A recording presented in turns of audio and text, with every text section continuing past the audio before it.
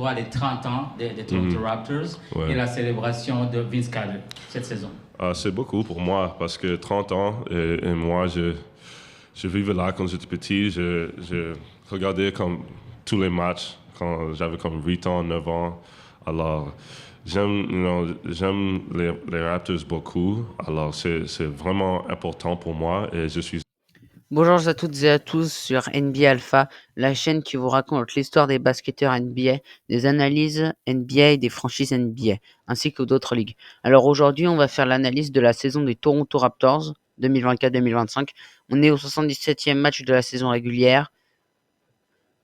Vraisemblablement, ils n'iront pas en playoff, alors je vais commencer par analyser leur saison et on va parler en premier de R.J. Barrett. R.J. Barrett, le digne successeur de Pascal Siakam et de Vince Carter. R.J. Barrett, filleul de Steve Nash, a prouvé cette saison qu'il pouvait porter toute une ville sur ses épaules avec des stats de 21 points avec 6 rebonds, 5 passes. Il a mis plusieurs matchs à 30 points et il est très polyvalent. Il a une plus grosse responsabilité qu'il avait aux Knicks malgré ses blessures. Il s'est amélioré en défense et à 3 points et il forme un excellent quatuor cette saison avec Brandon Ingram, Scottie Barnes et Emmanuel Quickley, ce qui pourrait potentiellement amener un titre à la franchise dans un futur proche. Il voue aussi un grand amour à sa franchise et à sa ville, donc je pense qu'il pourrait au moins gagner 3 titres là-bas avec les personnes que j'ai mentionnées.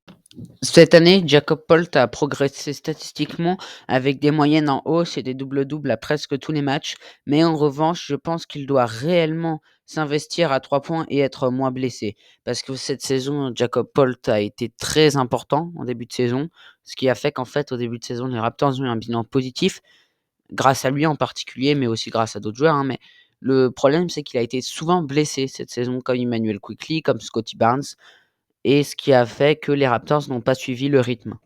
Et ce qui, je pense, à mon avis, va être primordial la saison prochaine. Pour la troisième slide de cette vidéo, j'aimerais parler du cas de Scottie Barnes, qui pour moi est un très bon joueur, mais qui, à mon avis, n'est pas suffisamment méritant de son contrat, parce qu'il a eu un contrat XXL l'année dernière, et il a été tout le temps blessé, bien qu'il ait fait un match à 35 points. Pour moi, à mon avis, c'est pas forcément le leader attendu ou le leader des Raptors. Pour moi, ce serait plus R.J. Barrett. Pour la quatrième slide de cette vidéo, j'aimerais parler de Jakobe Walter. Alors, Jakobe Walter a connu une saison rookie pleine de défis et de progrès avec les Raptors de Toronto en 2024-2025. Sélectionné au premier tour de la draft NBA, il a dû surmonter des blessures qui ont perturbé son début de saison. Malgré cela, Walter a montré une amélioration constante, surtout à partir de janvier où il a gagné en confiance et en efficacité. Ses statistiques ont commencé à refléter son potentiel avec une moyenne de 14 points, 4 rebonds et 3 passes décisives sur les 7 derniers matchs de la saison.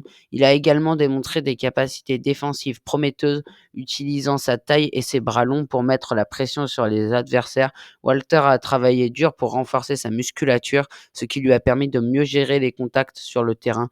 Bien que les Raptors n'aient pas atteint les playoffs cette saison, Walter a posé les bases d'une carrière prometteuse en NBA. Son engagement et sa progression laissent entrevoir un avenir brillant pour ce jeune talent.